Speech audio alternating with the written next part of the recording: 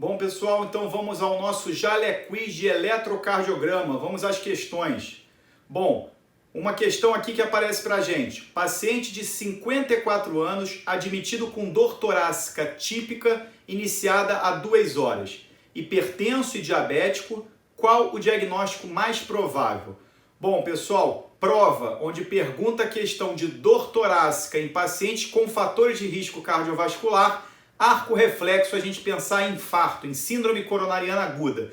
E o que o eletro nos ajuda muito na vida prática e em qualquer prova é a gente buscar supra do segmento ST. Lembrando que o supra de segmento ST define conduta na sala de emergência. Eu preciso abrir o vaso, eu entendo que eu tenho um vaso fechado. Quando a gente olha o nosso eletrocardiograma aqui da questão, a gente já identifica uma alteração do segmento ST em D2, D3 e AVF e um discreto supra no V1.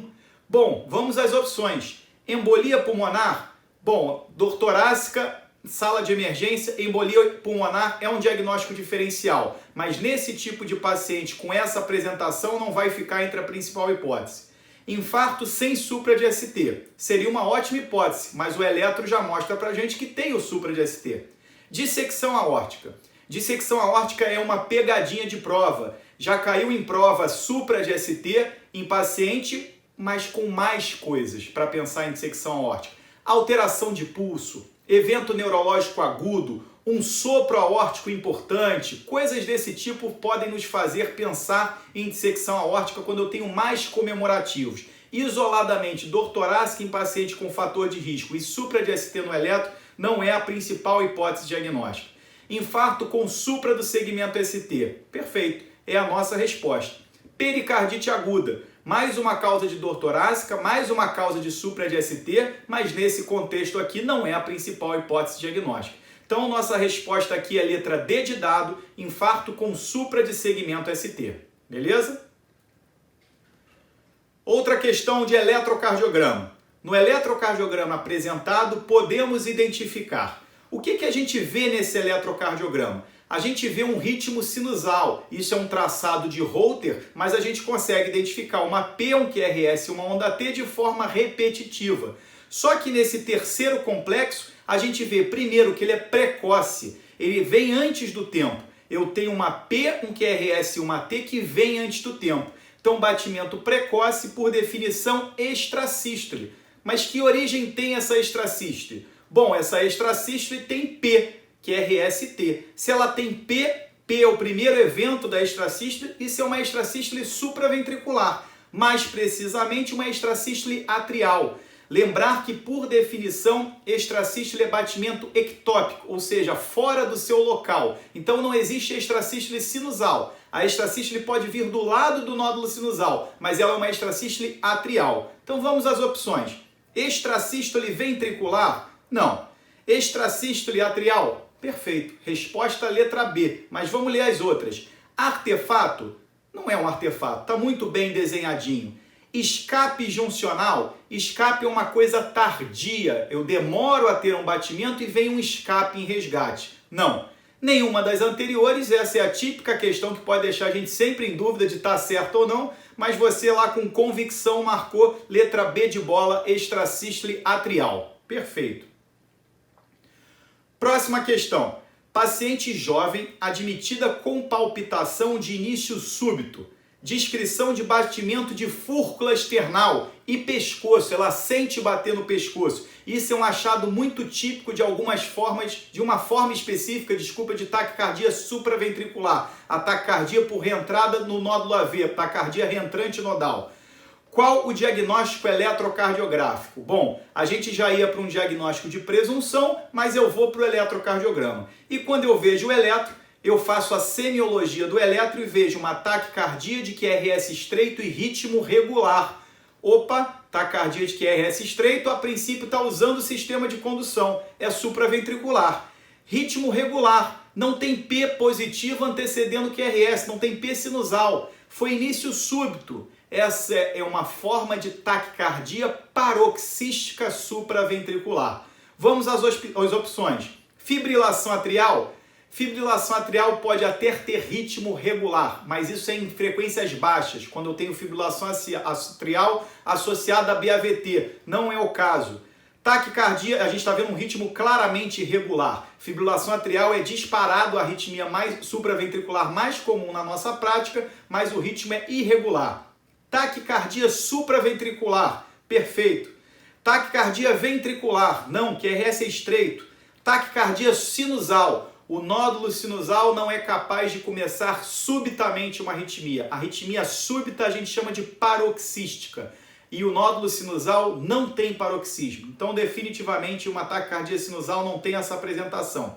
Flutter atrial. Aí você podia ficar em bastante dúvida. O flutter atrial é uma arritmia supraventricular, organizada na maioria das vezes. A resposta ventricular costuma ser regular, mas pode variar. Só que em prova tem uma grande questão para flutter. Para eu chamar de flutter em prova, eu tenho que ver bem o serrilhado. Senão, não vai ter esse nível de pegadinha numa prova. Os flutters, normalmente, que eu identifico com facilidade, ou que seria apresentado numa prova para você, eu vejo as ondas de flutter. Então, aqui o diagnóstico é uma taquicardia supraventricular, ok? Dando a ideia de taquicardia paroxística supraventricular. Perfeito. Outra questão. O traçado abaixo demonstra um bloqueio atrioventricular de...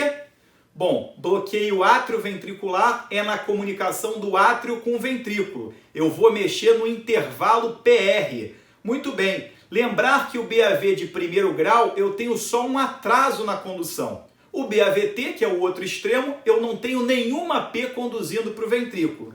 E quando eu tenho uma P conduzindo, outra P falhando em qualquer proporção, mas de vez em quando eu conduzo, de vez em quando eu falho, é o BAV de segundo grau. Então vamos às nossas opções. Eu vejo no eletro uma onda P bem apiculada, com o intervalo PR claramente aumentado. O intervalo PR normal tem só um quadradão no máximo, do início da P ao início do QRS, aqui eu tenho bem mais que isso, quase 2 quadradões. Então isso é um PR aumentado, caracteriza para a gente um BAV de primeiro grau. E por que não é segundo grau? Porque toda P conduz QRS, não tem P falhando. Se não tem P falhando, é primeiro grau, só o PR aumentado.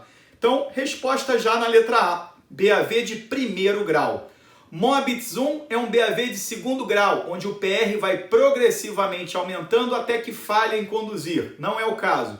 Mobitz 2 é aquela situação onde o PR é fixo quando conduz e de repente falha. Também não é o caso. Não tem P falhando, não é segundo grau. Bloqueio AV total é quando nenhuma onda P consegue conduzir. Também não é o caso. Aqui todas as P's conduzem. Não tem bloqueio AV. Essa é a resposta que não é possível, porque eu tenho sim um atraso na condução do átrio para o ventrículo. É um primeiro grau, eu não tenho P falhando, mas eu tenho sim um BAV aqui. Próxima questão.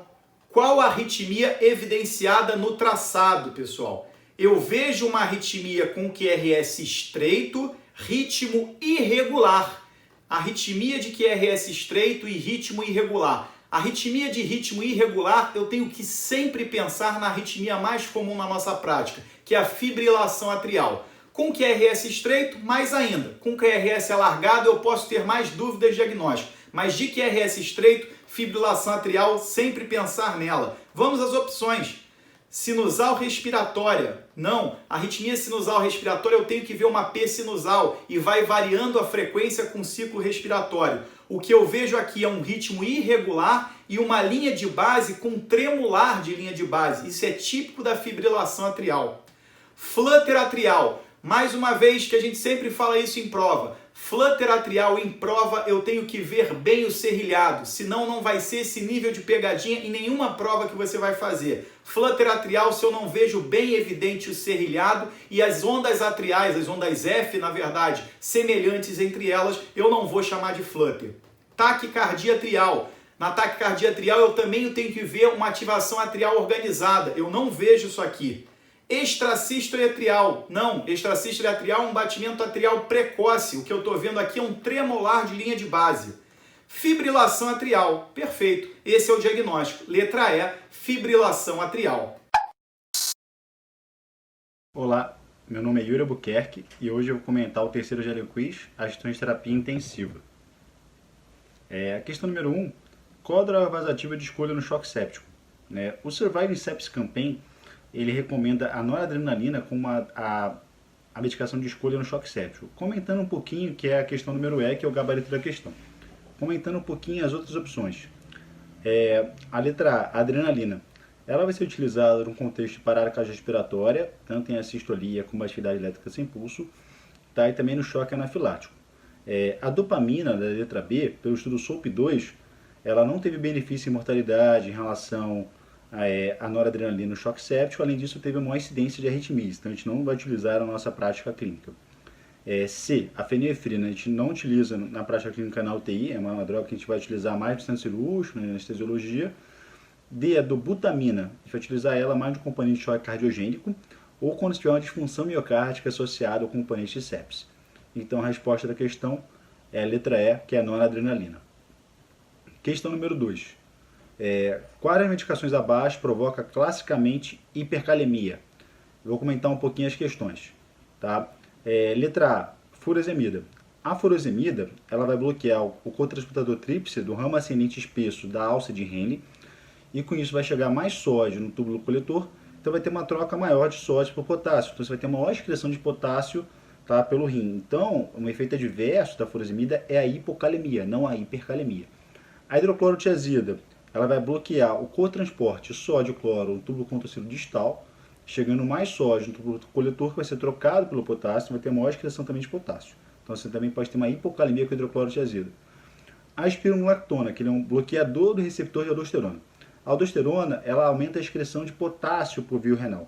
Se eu bloqueio o receptor de aldosterona, vai ter uma tendência a ter uma retenção de potássio e logo uma hipercalemia. Então a letra C é o gabarito da questão. E a letra D e a letra E. Tanto a insulina como o fenoterol, elas têm o efeito de aumentar, a transição do potássio para o intracelular. Então de fazer um shift do potássio para o intracelular, fazendo uma hipocalemia transitória. Tanto que você utiliza a insulina com a glicoinsulina, para você tratar paciente com hipercalemia, e após você fazer uma bronquodilatação com fenoterol no paciente asmático, você vai ter uma tendência também à hipocalemia. Se você coletar depois, você também pode utilizar como uma medida transitória até você aumentar a excreção de potássio no contexto de hipocalemia. Tá. Questão número 3. Quais medicações abaixo é indicada na parada cardiorrespiratória em assistolia? O ACLS, ele recomenda a adrenalina, tá, como droga de primeira escolha, tá, para os pacientes com atividade elétrica sem pulso e assistolia. Tá? Então, o gabarito da questão é a letra A. Comentando um pouquinho as outras questões, tanto a letra B, a vasopressina, ela era recomendada no guideline anterior, porém ela não era mais recomendada na nossa prática clínica porque não teve benefício. A letra C, mildarona, ela vai ser utilizada em paciente com fibrilação ventricular refratária, ou taquicardia ventricular sem pulso também refratária. A lidocaína também é utilizada principalmente para arritmia ventricular. E a letra E, dobutamina, a gente não utiliza ela em contexto nenhum de parada cardiorrespiratória. Tá? Questão número 4. Quais as escalas abaixo recomendadas para classificação de gravidade no traumatismo crânioencefálico? Classicamente, o traumatismo crânioencefálico ele é classificado pela escala de Conde de Glasgow, que é a letra C, tá? Que é o gabarito da questão. A escala de Conde de Glasgow ela vai classificar o TCE, o traumatismo crânioencefálico, em TCE leve, em Glasgow de 13 a 15, moderado de 9 a 12 e grave menor ou igual a 8, que inclusive indica que o paciente não consegue proteger a via aérea e que você vai precisar submeter a intubação da traqueal. Comentando um pouquinho as outras alternativas, tanto a escala de Haas, Hansen e SAS são escalas de sedação que a gente vai utilizar no contexto de terapia intensiva, para avaliar o quão profundamente o nosso paciente está sedado ou quanto o nosso paciente está agitado. Tá? E a letra E, que é o CAN-SU, que é o Confusion Assessment Method da Intensive Care Unit, ou seja, é um método para avaliar a confusão do nosso paciente. E uma escala que a gente vai utilizar para fazer um screening de paciente com delírio. Tá bom? E questão número 5. O paciente admitido em emergência com dor torácica e taquicardia de QRS largo no cardioscópio, no monitor. Qual a conduta? Então a gente tem um paciente com um ataque à arritmia, tá? E que tem um sinal de instabilidade hemodinâmica, que é a dor torácica. Lembrando os sinais de instabilidade hemodinâmica, congestão, hipotensão, rebaixamento do nível de consciência, dor torácica. Qual a conduta? O ACLS ele preconiza, quando você tem um sinal de estabilidade hemodinâmica, você deve submeter a cardioversão elétrica sincronizada nesse paciente. Tá? Então o paciente está instável Então ele deve ser submetido à aversão elétrica. Né? Então, que é a letra D, que é o gabarito da questão. Comentando as outras alternativas, né, a amiodarona e a lidocaína são utilizadas para tratar principalmente, né, taquicardias, né, a amiodarona tanto supraventricular como ventricular, e a lidocaína principalmente, né, arritmias ventriculares, mas isso é um paciente estável, tá? A letra C, a adenosina, vai utilizar ela na taquicardia, né, principalmente supraventricular, quando tem uma reentrada nodal.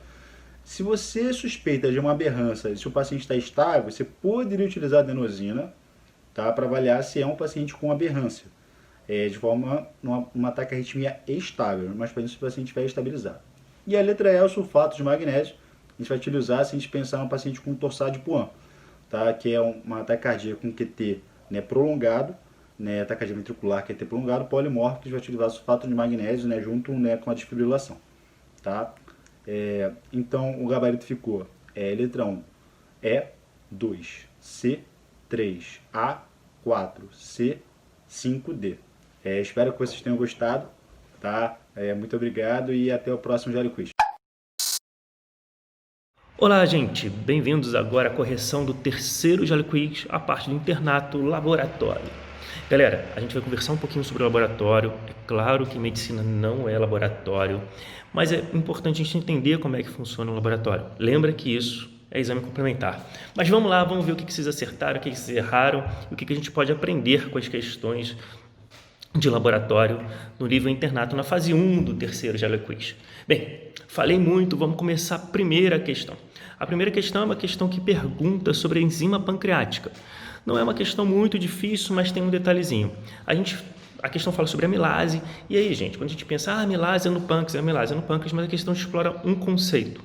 O que é um paciente que tem amilase e, olha, não é de causa pancreática?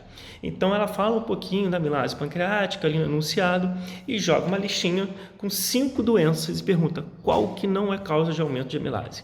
Gente, tem muita causa de aumento de amilase que não é pancreática. A gente sempre pensa amilase, lipase. A lipase é um pouco mais específica do pâncreas. Na verdade, é bem mais específica do pâncreas. A amilase a gente pode lembrar até da amilase salivar. Lembra lá da fisiologia? A gente tem amilase na saliva. Na verdade, o tubo digestivo inteiro tem amilase. Então, olha só. Tem aqui uma dica, ou pelo menos exemplos de doenças que aumentam a amilase e que não tem muita relação com o pâncreas. Na verdade, a primeira lá é o pâncreas e ele tem as outras causas. É muita doença, mas calma. Tem algumas que são mais importantes. E aí, os 3 grupos mais importantes são as doenças do pâncreas, até iluminei para vocês, as salivares e a do tubo digestivo. Eu iluminei ali do trato biliar só para a gente acertar a questão. Existe ainda uma que vale a pena a gente conhecer, que são as macroamilasemias. Isso é uma doença, gente, que não tem significado clínico nenhum.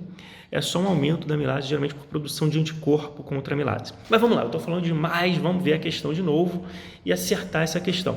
A gente sabe, então, que as principais são doenças do pâncreas, glândula salivar e doenças agudas do tubo digestivo, isquemia mesentérica, coisas assim. Vamos dar uma olhada nas opções. Olha lá, as opções têm cachumba. Olha, gente, cachumba é inflamação, faz inflamação das glândulas salivares. É claro que aumenta a amilase. Isquemia mesentérica, eu acabei de dar o exemplo. Colicistite também aumenta e úlcera péptica perfurada. Gente, falou de doença aguda do tubo digestivo, isso vai aumentar a amilase, não tem muita dúvida. E tá lá, um tromboembolismo venoso, não tem nada a ver com a história.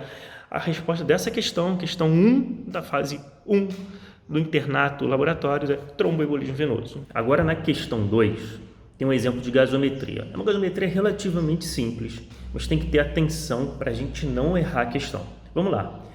Não tem muita história, simplesmente mostra o número, fala que na enfermaria você encontrou um paciente com, e aí tem lá os númerozinhos de gasometria.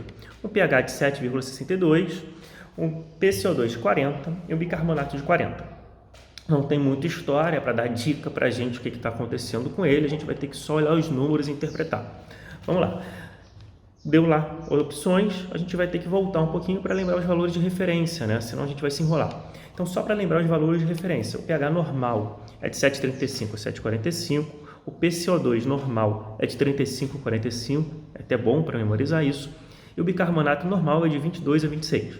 Então, beleza, lembramos aqui os valores de referência, o que está acontecendo, então, com esse paciente que a gente não sabe a história. Bem, de cara, a gente vê que o pH está mais alto que o normal. Gente, pH mais alto que o normal é alcalemia. Então, esse paciente deve ter alguma alcalose. essa alcalose metabólica ou essa alcalose respiratória? Olha, PCO2 está normal, alcalose metabólica PCO2 baixo, não é respiratória. Então a gente vai olhar para o bicarbonato. O bicarbonato está bem mais alto que o normal. Como o bicarbonato alto é igual à alcalose metabólica, esse paciente tem uma alcalose metabólica. Agora, só um cuidado para a gente marcar essa questão. Ele tem uma alcalose metabólica, mas o PCO2 está normal? Gente, para a gente saber se o PCO2 está normal, a gente tem que saber quanto que seria o PCO2 esperado para esse paciente. Porque lembra, o bicarbonato subiu, a gente espera que o PCO2 suba para compensar. Se ele não subiu, tem outra doença. Olha, de cara, o PCO2 está normal, por que ele não subiu? A gente está olhando ali 40, é bem um marco médio do PCO2, então ele não subiu. Só para a gente lembrar como é que faz a continha, tem uma continha simples, que a gente fala que na alcalose metabólica, o PCO2 é igual o bicarbonato, e aí alguns autores falam mais 15, outros mais 10, eu botei mais 15 aqui, que talvez seja mais clássico, mas alguns autores falam que o ideal é usar mais 10. Então, a gente precisaríamos ter um PCO2 perto de 50 ou 55, a gente tem um PCO2 de 40. O PCO2 está mais baixo que o esperado. Logo, a gente tem uma alcalose respiratória também. Então, ficou fácil, a gente tem uma alcalose metabólica mais uma alcalose respiratória, letrinha D da segunda questão. Agora, a gente vai falar um pouquinho sobre a questão 3, ela tem uma história um pouquinho maior. Vamos ler a história e aí vamos discutir o que a questão está querendo. Vamos lá. Você estava atendendo um senhor de 66 anos que foi atendido em emergência com quadro de infarto agudo do miocárdio. O homem infartou, o eletrocardiograma tinha um supra de ST e foi submetido a trombólise química, pois não havia serviço de angioplastia disponível. Até agora ele não falou muita coisa, só falou que ele fez trombólise química em vez de angioplastia primária. Ele justificou isso, porque a angioplastia primária é a primeira escolha, mas se você não tem disponível, trombólise clínica, normalmente com RTPA, está tudo certinho. Então, o paciente, ele agora está pouco tempo depois da infusão trombolítico, relata que a dor melhorou, parece bom sinal, e no eletrocardiograma tem um ritmo idioventricular acelerado. A troponina subiu bastante. Qual é a principal suspeita? Gente, ele está contando o paciente que foi trombolizado quimicamente, melhorou a dor, teve uma arritmia benigna e a troponina subiu. Esse pico, que a gente chama de pico precoce da troponina, ele representa uma reperfusão miocárdica. O que está acontecendo ali? Uma parte do coração que estava sem receber sangue e, obviamente, as células do coração do miocárdio sofrendo, liberando troponina, aquilo ali foi reperfundido, voltou a chegar sangue. Na hora que volta a chegar sangue nessa parte que estava sofrendo, a troponina sobe mais rápido, porque uma parte da troponina que estava ali meio presa no miocárdio volta para a circulação. Então, qual é a principal suspeita? A principal suspeita é que deu certo, gente. Simplesmente esse paciente reperfundiu, o prognóstico vai ser melhor, o trombolítico funcionou. Então, vamos lá ver as opções. Olha lá, opções: reinfarto. Não, gente, não tem nada para reinfarto, o paciente está sem dor, o eletro agora tem um ritmo benigno, está tudo certo. TEP, sem dispneia, sem mais nada para TEP, sem dor pleurítica, não. Letra C, reperfusão coronariana. Legal, o que está acontecendo é que parte do coração voltou a receber sangue, é isso aí. Rompimento do músculo papilar, ciência mitral aguda, o paciente não fez hipotensão, não tem sopro novo, não tem nada para isso. Erro diagnóstico, também não tem nada para a gente falar de erro diagnóstico. Tem pericardite? Não, ele provavelmente foi trombolizado até melhor. Se a gente tivesse trombolizado o paciente com pericardite, a gente teria outros problemas. Inclusive podia ter sangrado mais para o pericárdio, não tem nada a ver com isso. Letra C, reperfusão coronariana. Vamos para a quarta questão da primeira fase do Jale Quiz, na parte de exames laboratoriais. Bem, a questão agora vai falando sobre FAM. Vamos ver o que a questão quer para a gente entender e acertar essa questãozinha. Bem, começou ali falando que o FAM é um exame muito importante para o diagnóstico do lúpus eritematoso sistêmico. Tá? Além de fazer parte do critério diagnóstico, pode ajudar no prognóstico. Legal, deu uma informação para a gente. Vamos ver agora o que vai pedir para a gente falar para eles. Qual dos autoanticorpos abaixo demonstra maior risco de nefrite lúpica? Bem, e aí colocou um monte de autoanticorpo. Vamos entender aqui. Caramba, dupla hélice, está escrito errado, né? Que vergonha. Bem, vamos lá, vamos ignorar que está escrito errado e vamos para frente. Bem, letra A fala anti-DNA de dupla hélice. Anti-DNA de dupla hélice é um marcador clássico de lúpus. E, gente, está relacionado à nefrite lúpica. O paciente que tem lúpus e tem anti-DNA de dupla hélice com C, pelo amor de Deus, positivo, ele tem maior chance de ter nefrite lúpica do que os pacientes que têm lúpus, mas esse anticorpo é negativo. Vamos só lembrar o que são os outros anticorpos que falaram aqui. Antihistona é um anticorpo clássico do lúpus induzido por droga. Lúpus induzido por droga costuma ser um lúpus um pouco mais leve, sem nefrite, inclusive. É muito raro você ter um lúpus induzido por droga com nefrite. Então, a antihistona fala contra ter nefrite e é do lúpus induzido por droga. Anticardiolipina. Anticardiolipina é um anticorpo que faz parte lá do grupo dos anticorpos da SAF, da síndrome do anticorpo antifosfolipídio. Então, a anticardiolipina também não tem relação direta com nefrite lúpica. Aí fala de anti-ACM. Anti-ACM é um anticorpo clássico do lúpus, ele é muito específico de lúpus. Se você vira um paciente com anti-ACM positivo, a chance de ter lúpus é muito alta, mas ele não é muito sensível, quer dizer, só 30% dos pacientes com lúpus têm anti-ACM positivo, e ele não tem relação direta com a nefrite lúpica. E aí, no final, tem o anti-RNP. O anti-RNP, gente, é um anticorpo da doença mista do colágeno. Ele não pode até aparecer no lúpus, mas ele é clássico da doença mista do colágeno, inclusive obrigatório para esse diagnóstico. Então, ele também não tem nenhuma relação com a nefrite lúpica. Então, o diagnóstico ali é letra A, anticorpo anti-DNA de dupla hélice. Escrito errado, mas a gente vai deixar passar essa. Última questão da parte de laboratório da primeira fase de Jale-Quiz. Lembra, são 4 fases, vai ter muito mais de laboratório, mas vamos ver agora essa última questão para acertar ela e entender o que ela pede. Eu vou ler com vocês. Na investigação de um paciente com astenia, então beleza, paciente tem astenia, o hemograma mostra uma anemia com VCM diminuído, HCM diminuído e RDW normal. E aí pergunta qual é a afirmativa falsa. Tá? Antes da gente tentar acertar a questão, vamos entender o que são essas coisas que ele está falando. Então, VCM, volume corpuscular médio, é o tamanho médio das hemácias. Essencialmente, tamanho médio das hemácias. HCM é a concentração média de hemoglobina. Então, independente se a hemácia é grande ou pequena, qual é a concentração de hemoglobina em média que cada hemácia tem.